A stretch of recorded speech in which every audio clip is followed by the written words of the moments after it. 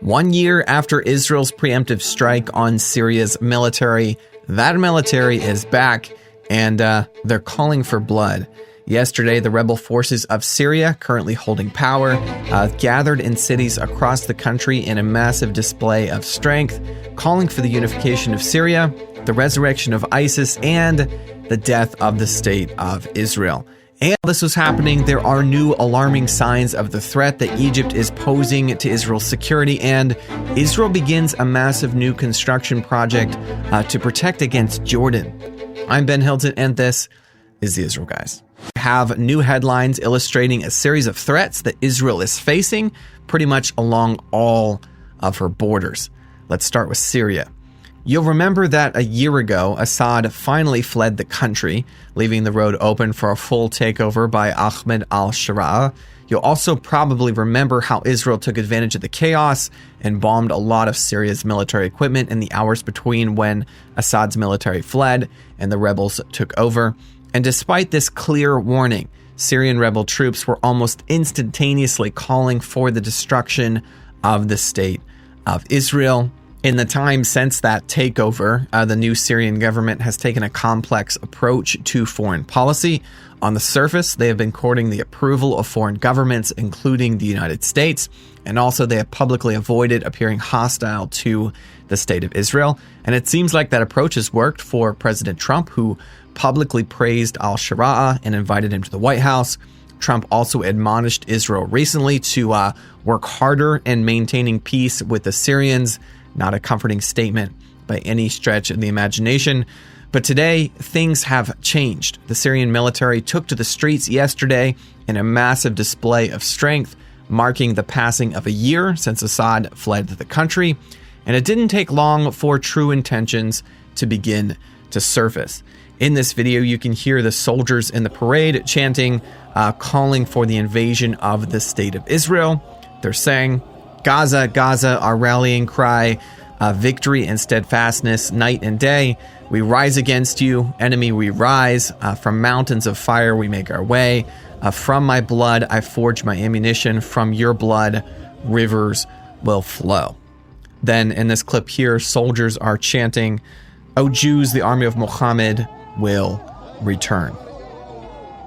Also at one of the parades, al-Sharaa made a speech where he said, "We will face all challenges, God willing, from its north to its south, from its east to its west. We will rebuild Syria worthy of its present and its past, a Syria that supports the oppressed and establishes justice among the peoples." You can also see in this clip here, ISIS flags making a reappearance front and center in the celebrations. Also not comforting. Even though the IDF holds a lot of superiority over the Syrians when it comes to military strength, I'm not going to say that this isn't concerning. And also how President Trump is handling the relationship between himself, the United States, and al-Sharaa doesn't make me feel any better. Although I'm sure Israel is watching the situation very closely and will continue to do so.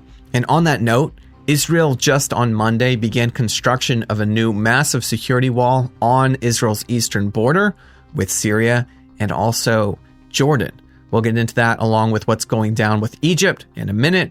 But first, I thought this portable AC from Minister Israel Katz, the military just began construction of a new border wall that will eventually span the entire 500-kilometer long eastern border between Israel, Syria, and Jordan.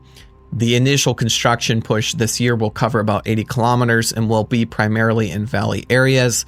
The overall project is expected to cost about 5.5 billion shekels and will include a physical fence, smart sensors, radars, cameras, and IT systems to create a mix of smart border coinciding with traditional security.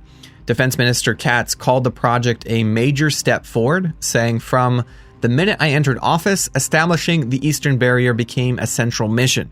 I will strengthen the construction of towns and villages along the border, sharply reduce arms smuggling to terrorists in Judea and Samaria, and strike at Iran and its proxies seeking to build an eastern front." So this is a project that is really good to see moving forward with making Israel a safe and secure nation, God willing. This comes as the White House announced this week that they are ready to broker a summit between Netanyahu and Egyptian President El-Sisi. According to Axios, the White House is saying that Israel needs to push to improve ties with Egypt by making a range of concessions. These would include signing a strategic gas deal between the two countries, but we don't know what the details on that would look like yet.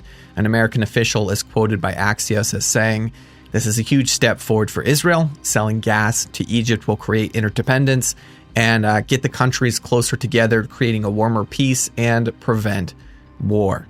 This is an interesting statement, as officially there really isn't supposed to be a concern of Israel and Egypt going to war. They have a peace treaty, and so this raises questions. Although, that being said, I know in Israel, despite the supposedly strong peace agreement in place between Israel and Egypt, there are Israelis who are concerned that Egypt may be the greatest threat that they are facing quietly. Let's not forget that Egypt is the nation that allowed the construction of dozens of tunnels underneath Rafah in Gaza, the tunnels that facilitated the transfer of unrestricted weapons and rockets into Gaza for years.